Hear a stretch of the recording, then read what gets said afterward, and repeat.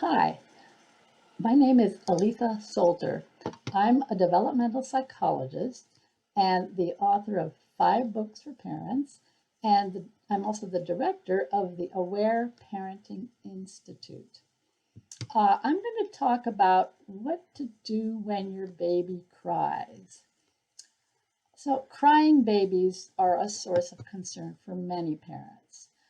And when your baby cries and you don't know why, it can bring up feelings of anxiety and helplessness, frustration, incompetence, and maybe even anger and hostility. Now, there's a lot of advice out there about crying babies, but most of it fails to explain the real reasons for crying, and it offers suggestions that I feel might be damaging to your baby's emotional development. So I've found it very useful to distinguish 2 reasons why babies cry. One reason is to communicate a need or discomfort, an immediate need. Perhaps they're hungry, bored, cold, or they just want to be held. But sometimes it's hard to figure out what babies need. Um, but I think we all know that our role as parents is to try to fill our baby's needs as promptly and as accurately as possible. And it's important to understand that babies cannot be spoiled. It's impossible to give them too much love, attention, and physical contact. But there's another reason for crying. And the second reason for crying during infancy is not as well understood as the first reason. Many babies continue to cry even all of their basic needs have been met, and even while they're being held. This kind of crying, which peaks at around 6 to 8 weeks of age, has been called colic or irritable crying. Maybe your doctor has told you that your baby just has colic. Right? Now, this kind of crying can last for several hours a day. It can go on for weeks. And the traditional explanations for this kind of crying have focused on possible physical problems such as gas pains or indigestion. However, research has shown that most babies with colic, with a lot of unexplained crying, they have nothing wrong with their digestion, and they're usually in excellent health, and they continue to gain weight in spite of hours crying. So it's therefore necessary to consider the possible emotional reasons for this kind of crying. Infants are very vulnerable, and they have a considerable amount of emotional pain resulting from an accumulation of stressful experiences. Now, we don't normally think of babyhood, of infancy, as being stressful, but it can be. And for example, distress can be caused by a traumatic birth or difficulties um, after birth, or even prenatal stress or trauma. Maybe the mother was really stressed during pregnancy. Babies also can experience confusion as they attempt to understand the world, and they are easily frightened and easily overstimulated too. So, in addition, they often get frustrated as they attempt to learn new skills and communicate. So, all of these various stresses and traumas can result in emotional pain that is stored in the body. Now, fortunately, babies come equipped with a repair kit. I call it a repair kit. And this ability they're born with can help them overcome the effects of stress. And they can do this through the natural healing mechanism of crying. Now, research has shown that people of all ages benefit from a good cry, and tears help to restore the body's chemical balance following stress.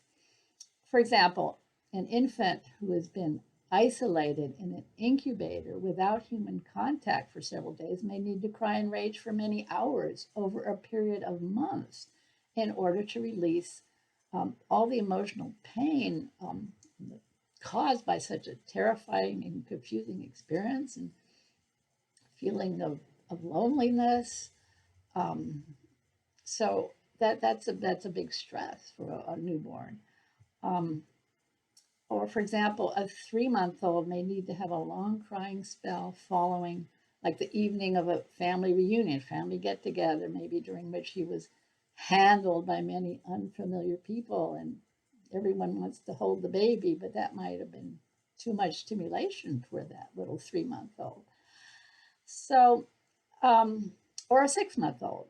Let's say a 6-month-old who's been trying to crawl forward all day and can only manage to go backwards, um, may need to express his frustrations by crying at the end of the day. I mean, that's really, really frustrating. I remember that was the case with my daughter. She was trying so hard to crawl forward and she only managed to go backwards until she figured out how to do it. But she would have crying spells that I knew were caused by just the buildup of frustrations. Okay. And so they may need to cry before they can drift peacefully off to sleep when they've had days like that. So, crying in these examples, this kind of crying, is not the hurt, it's the process of becoming unhurt. And it's important to know the difference and to understand that there is this second kind of healthy crying, okay, that's not an immediate need. So, what can parents do? So, first of all, it's obviously important to check for immediate needs or discomforts such as hunger or coldness, needing to be held, needing to be picked up and cuddled. But if your baby is still fussy after you've filled all of her basic needs that you can think of, it's quite appropriate simply to hold her lovingly and allow her to continue crying. Babies do need closeness and attention when they are crying. I call this the crying in arms approach. And it's very important. The in arms part is very important because I feel that no baby should ever have to cry alone. Okay. I don't want anyone to feel guilty if you've done that out of frustration or exhaustion, left your baby to cry alone. But um, it's totally understandable. But even if you feel ineffective holding your crying baby, in reality, you are providing her with much needed emotional support while she is releasing stress in this manner. So the fact that your baby is crying, even though you're holding her lovingly, doesn't mean you shouldn't be holding her. It doesn't mean she's rejecting you when she's crying. She's probably simply feeling safe enough to show you her feelings, just as you yourself might burst into tears if a trusted person were to put his arm around you and maybe acknowledge that you've had a hard day. So, parents who hold their babies and allow them to express themselves in this manner usually notice that their babies are relaxed and content after the crying spell, and they sleep better at night. And I certainly found that with my 2 children. They always slept longer stretches at night after a good cry in my arms, um, in the evening, after I'd made sure all their immediate needs were met and they weren't hungry or anything like that. So this is not easy to do, though. I realize that this is not easy to do. But why is it so difficult to hold a crying baby and accept the crying? Well, probably because few people were allowed to do all the crying we needed to do when we were little, right? Your parents might have tried to stop you from crying when you were a baby. Maybe they gave you a pacifier, a dummy. Maybe they fed you every single time you cried or jiggled or rocked you, thinking that this was what you needed at the moment. All right? Maybe you did and maybe you didn't. Perhaps they tried to distract you with toys, music, or games, little activities, when all you needed was their undivided attention and love so you could continue with your crying. They might have asked the pediatrician, their doctor, for sedatives to calm you down, or maybe they even left you to cry alone, thinking there was nothing they could do. And perhaps they even hit you or yelled at you out of sheer frustration and desperation. Now, as you grew older, maybe you experienced more distractions or punishment from your parents and teachers as they became annoyed with your attempts to release stress, to release your feelings by crying. Maybe they told you big boys don't cry, big girls don't cry. You don't look pretty when you're crying. If you don't stop crying, I'll give you something to cry about. Or maybe they sent you to time out. So your parents really are not to be blamed. I don't enjoy blaming parents because your parents simply lack the information um, about the importance of crying, about the importance of this kind of crying.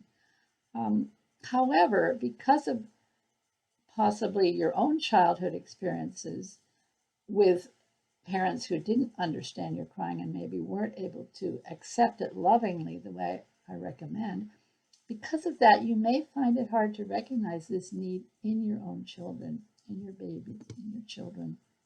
You may feel pulled to stop them from crying in ways that are similar to how you were stopped. So it takes time to change, to undo a lifetime of conditioning, of memories of how we were raised, to undo that, to change that. Um, and One way to do that is to just try to remember our childhoods, to remember times we might have cried and what we wish our parents had done. Um, Sometimes maybe you need to have a good cry now yourself. Uh, that's always a good idea.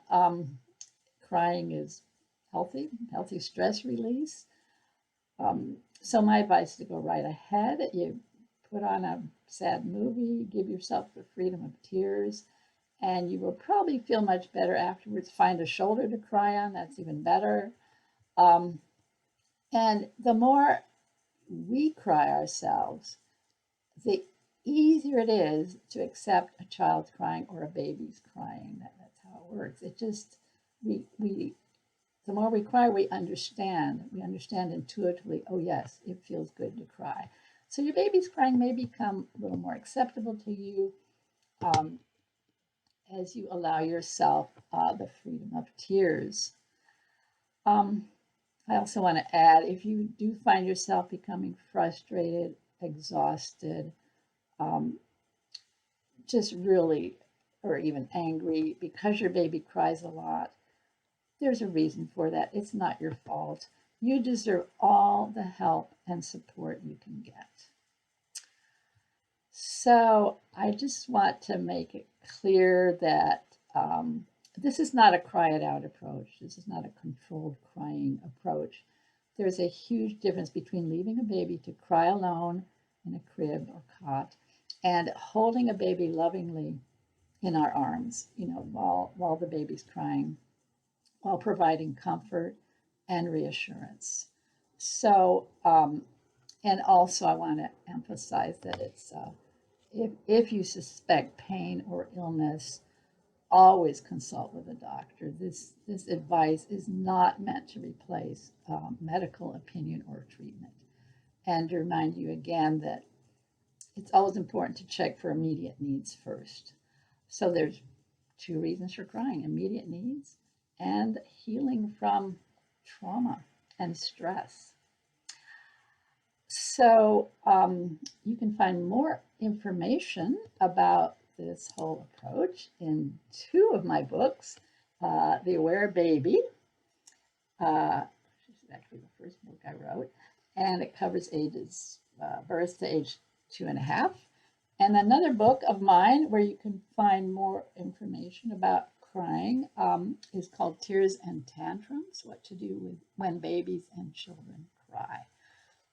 So those are two of my books, have that information. You can also look at my website, which is www.awareparenting.com. Bye.